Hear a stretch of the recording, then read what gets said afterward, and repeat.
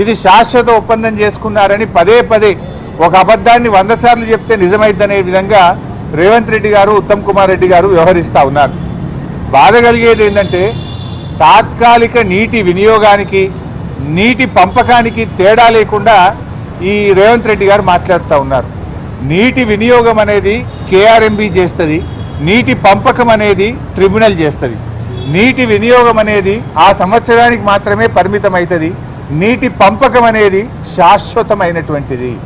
మీరేం చెప్తారు? శాశ్వతంగా 299 సంతకం పెట్టారనే ఒక అబద్ధాన్ని పదే పదే ప్రచారం చేస్తున్నారు. వాస్తవానికి ఆ 299 ఎక్కడి నుంచి వచ్చింది? ఉమ్మడి ఆంధ్రప్రదేశ్లో నాటి కాంగ్రెస్ పాలకులు కృష్ణానది పరివాహక ప్రాంతంలో ఇదే జానారెడ్డి, ఉత్తమ్ కుమార్ రెడ్డి, కోమటిరెడ్డి వెంకటరెడ్డి లాంటి చేతగాని కాంగ్రెస్ నేతల వల్ల, వీళ్ళ పెదవులు మూసుకోవడం వల్ల ఆనాడు కేవలం 299 టీఎంసీలు మాత్రమే తెలంగాణ ప్రాజెక్టులకు కేటాయించడం జరిగింది. దానిని ఆనాటి శాసనసభలో 2014లో అప్పటి ముఖ్యమంత్రి కిరణ్ కుమార్ రెడ్డి గారు ప్రవేశపెట్టారు. అది శాసనసభ రికార్డులలో కూడా ఉంది. ఆనాటి కాంగ్రెస్ ప్రభుత్వం జస్టిస్ శ్రీకృష్ణ కమిటీకి ఇచ్చిన నివేదికలో కూడా అటు గోదావరిలో 968, కృష్ణాలో 299 టీఎంసీలు కేటాయించాము అని కూడా ఆ రోజు చెప్పారు. ముఖ్యమంత్రి గారు కూడా మాట్లాడుతూ 968లో గోదావరిలో మా కాంగ్రెస్ ఇచ్చింది అని మొన్న మాట్లాడిండు.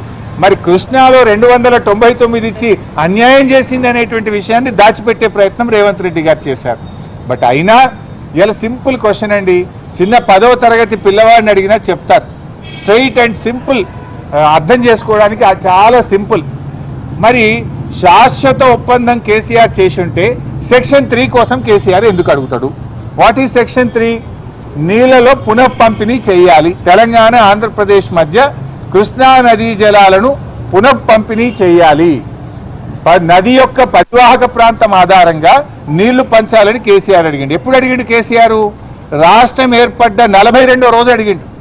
జూలై 12వ తేదీ నాడు ఢిల్లీలో సెక్షన్ 3 కింద నీళ్లు పంపిణీ చేయండి, మాకు 299 ఇచ్చి అన్యాయం చేశారు, మా తెలంగాణకు 69% నదీ పరివాహక ప్రాంతం ఆధారంగా నీళ్లు కేటాయించాల్సిందే, ఇది మా హక్కు అని కేసీఆర్ రాష్ట్రం ఏర్పడ్డ 42వ రోజు వేశాడు. మరి నేను అడుగుతున్నా, 299కి శాశ్వతంగా ఒప్పుకుంటే సెక్షన్ 3 ఎందుకు అడుగుతాడు? సెక్షన్ 3 విషయంలో ఉమాభారతి గారిని స్వయంగా కలిశారు, గడ్కరీ గారిని స్వయంగా కలిశారు, షెకావత్ గారిని కలిశారు, ప్రధానమంత్రిని కూడా కలిశారు. పలుమార్లు పోరాటం చేసి సుప్రీంకోర్టు గడప దొక్కి కేంద్రం మెడలు వంచి సెక్షన్ 3 సాధించింది కేసీఆర్. సో ఇవాళ రేవంత్ రెడ్డి అర్థం చేసుకోవాల్సింది ఏంటంటే, నీటి పంపకం అనేటువంటిది ట్రిబ్యునల్ చేస్తుంది, ఆ ట్రిబ్యునల్ను సాధించింది కేసీఆర్. ఈరోజు మనకు 763 టీఎంసీల కోసం మన న్యాయవాదులు, మన ఇరిగేషన్ శాఖ పోరాటం చేస్తుంది. దాని మీద మీరు దృష్టి పెట్టాలని చెప్పి నేను కోరుతా ఉన్నా. మీ అలా బోర్డు అనేటువంటిది తాత్కాలిక నీటి వినియోగం మాత్రమే నిర్ణయిస్తుంది. ఇదే రేవంత్ రెడ్డి ప్రభుత్వం వచ్చి ఇప్పుడు 20 నెలలు అయింది. వీళ్ళు కూడా ఇదే రేవంత్ రెడ్డి సంతకం పెట్టొచ్చిండు 66, 34కు ఓకే. మరి 2024-25 సంవత్సరంలో 299 టీఎంసీలు చాలని, 34% చాలని ఉత్తమ్ కుమార్ రెడ్డి, రేవంత్ రెడ్డి సంతకం పెట్టొచ్చిండ్రు. మీరెట్లా సంతకం పెట్టిండ్రు? మరి అంటే అది ఆ వాటర్ ఇయర్కు తాత్కాలిక ఒప్పందము. ట్రిబ్యునల్ ముందు అవార్డు పైన ఈరోజు ఆర్గ్యుమెంట్స్ అయిపోయినాయి. ఇంకొక